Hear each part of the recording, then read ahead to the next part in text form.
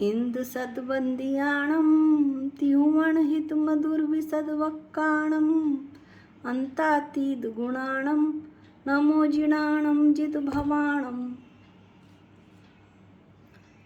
पंचअस्तिकाय संग्रह हम स्वाध्याय कर रहे हैं और आज उसमें हम गाथा 9 का स्वाध्याय करेंगे। गाथा 9 का पाठ करते हैं। दव्यदि गच्छति ताइम ताइम सब भाव पज्यायिम जम दव्यम तम भणन्ते अणन्ना भूदम तू सत्तादो। अब इसका अन्वयार्थ लेते हैं। अन्वयार्थ हम प्राकृत भाषा में ही लेने की कोशिश कर रहे हैं।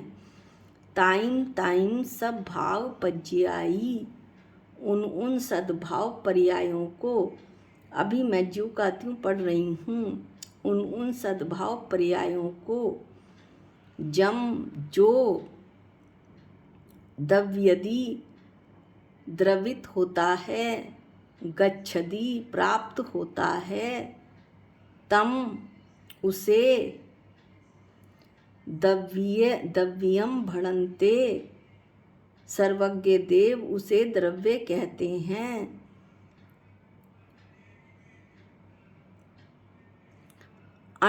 अनन्नम भूदम तू सत्ता दो, जो कि सत्ता से अनन्य भूत है।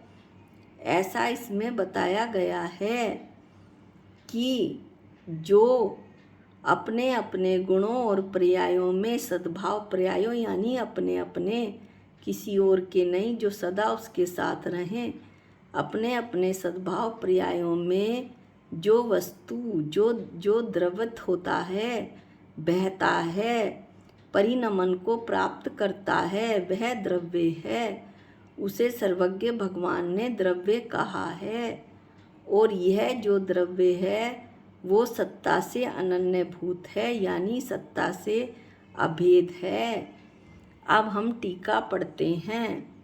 यहाँ सत्ता को और द्रव्य की अर्थांतरपना, भिन्न पदार्थपना, अन्य पदार्थपना होने का खंडन किया गया है।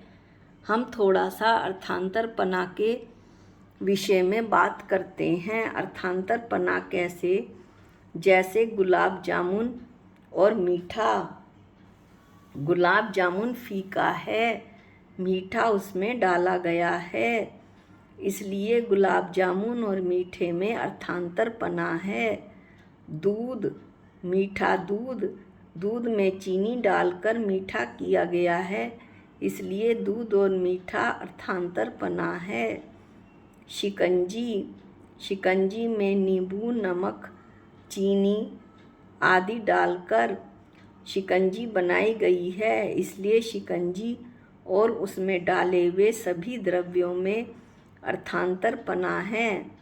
इस तरह का अर्थांतरपना सत्ता और द्रव्य में नहीं है। इस बात का खंडन आचार्य देव ने किया है।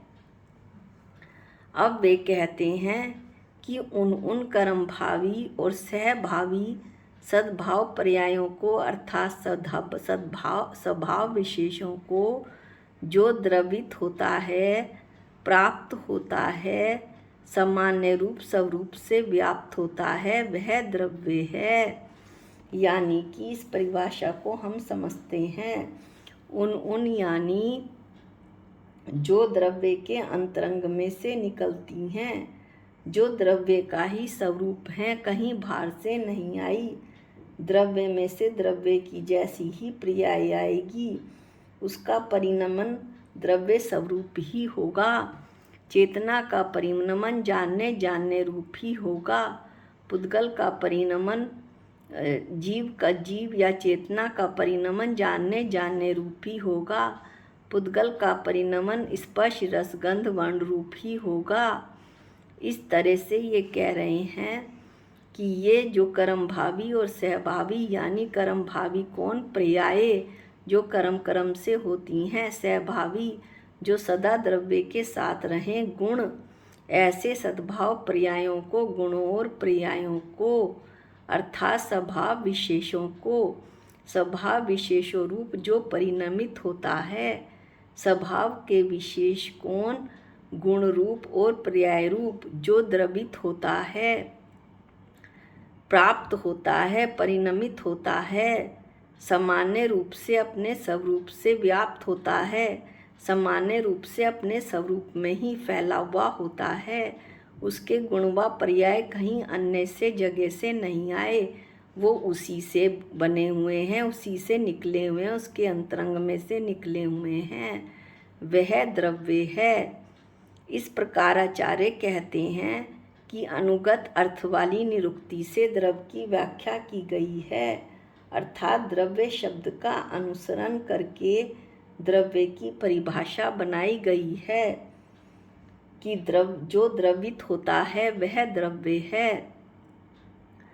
अब इसमें दूसरी बात भी आचार्य बता रहे हैं कि यद्यपि एक दूसरी बात भी आचार्य ने बता दी, अनेकांतवाद से जैन धर्म अनेकांतवादी है, तो इसमें दूसरी बात भी बता दी कि यद्यपि इनमें भेद भी है, द्रव्य और सत्ता में, और अभेद भी है।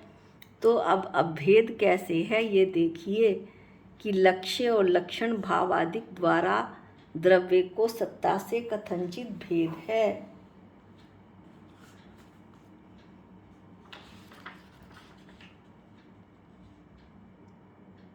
लक्ष्य लक्षण भेद से सत्ता से द्रव्य का भेद है। यद्यपि तब भी उसके बाद द्रव्य और सत्ता अभेद हैं, लेकिन लक्ष्य लक्षण दृष्टि से देखा जाए तो उनमें भेदपना है। अब लक्ष्य क्या होता है? लक्ष्य वह होता है जो वस्तु जानी जाए, वह लक्ष्य है, और लक्षण वह होता है जिसके द्वारा वस्तु जानी जाए। द्रव्य यहाँ पर लक्षण है और सत्ता लक्षण है। इस तरह से लक्षण से लक्ष्य जाना जाता है। जैसे उष्णता लक्षण से लक्ष्य स्वरूप अग्नि जानी जाती है, वैसे ही सत्ता लक्षण के द्वारा द्रव्य लक्षित होता है, अर्थात द्रव्य को पहचाना जाता है।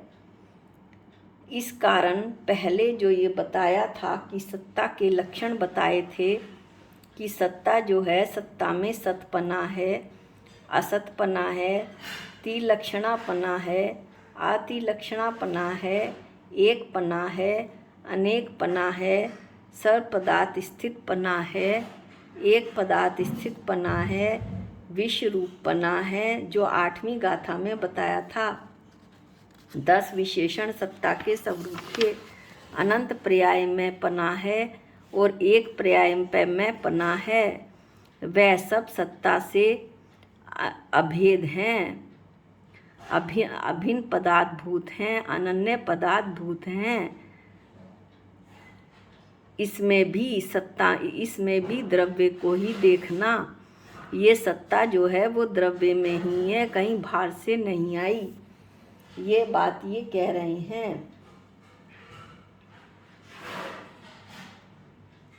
कि ये जो सत्ता के लक्षण हैं जो अभी ऊपर बताए, ये सब पृथक नहीं है, एक ही स्वरूप है।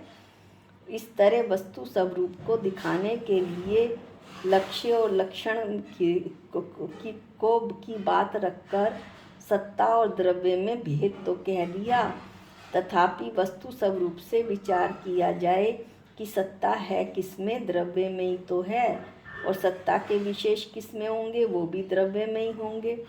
तो वस्तु स्वरूप से विचार किया जाए तो इसमें कोई भी भेद नहीं है, किसमें, सत्ता और द्रव्य में।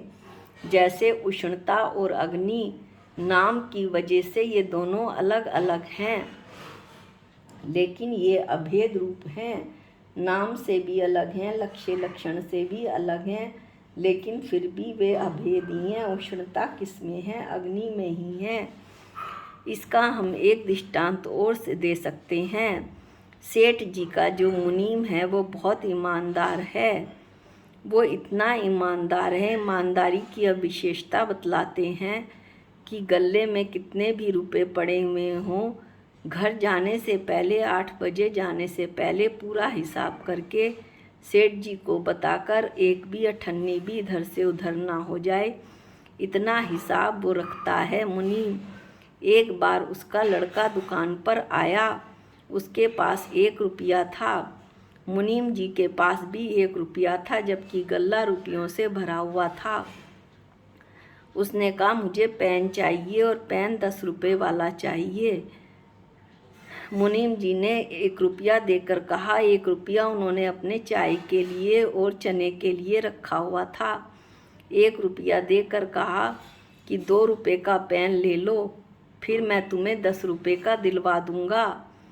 इस तरह से ये ईमानदारी के विशेष हुए। यद्यपि वो सच चाहते तो गले उस टाइम सेठ जी दुकान पे नहीं थे, गले में से रुपए ले सकते थे, बाद में सेठ जी को बता देते।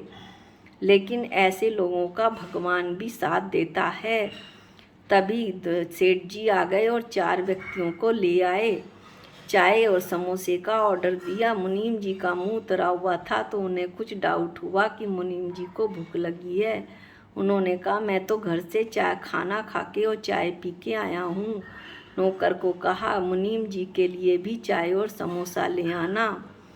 तो इस तरह से ये सब ईमानदारी के जो विशेष हैं वो किसी और में नहीं हैं, वो उसी मुनीम में हैं। इस तरह से ये कहा कि जो सत्ता है वो द्रव्य से पृथक नहीं है। सत्ता के जितने भी विशेष गाथा 8 में कहे हैं वो सब द्रव्य में ही हैं, कहीं भार नहीं है। उष्णता अग्नि में ही है और सत्ता द्रव्य में ही है, इस कहीं से पृथक स्थापित नहीं हो गई है। जैसे ईमानदारी मुनीम जी में है, ईमानदारी की सारी विशेषताएं भी मुनीम जी में हैं। यहाँ इस बात से हमें यह बात समझ में आती है इस गाथा को पढ़ के कि मेरा जो जीव है, मैं एक जीव द्रव्य हूँ। यद्यपि विश्व में 6 द्रव्य हैं, लेकिन मैं एक जीव द्रव्य हूँ और मेरा जो है वो मैं केवल जानने देखने रूप ही परिणमित हो सकता हूँ। मैं एक चेतन भगवान आत्मा हूँ, इसके अलावा मैं विश्व में कुछ भी नहीं हूँ।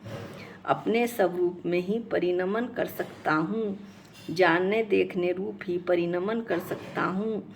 किसी भी वस्तु का कर्ता भोक्ता, अहंकार ममकार, ये घर मेरा है, मैं ही घर बन गया, ये बेटा मेरा है, मैं बेटा ही बन गया, ऐसा अहंकार ममकार मैं नहीं कर सकता, क्योंकि प्रत्येक द्रव्य की सत्ता अलग अलग है और वो अपनी सत्ता रूप ही परिणमित होता है। इसी तरह मैं केवल जानने देखने के अलावा और कुछ कर ही नहीं सकता। इस तरह ये गाथा भी भेद ज्ञान के लिए बहुत उपयोगी है। अब गाथा 9 का यहाँ पर समापन होता है। गाथा 10 जो है वो हम अगले वीडियो में पढ़ेंगे। निज निधि निज में बताई, ये अनंत उपकार है, इसके लिए जिन वाणी माँ को वंदनानंत बार है, वंदनानंत बार है। सबको जय जिनेंद्र।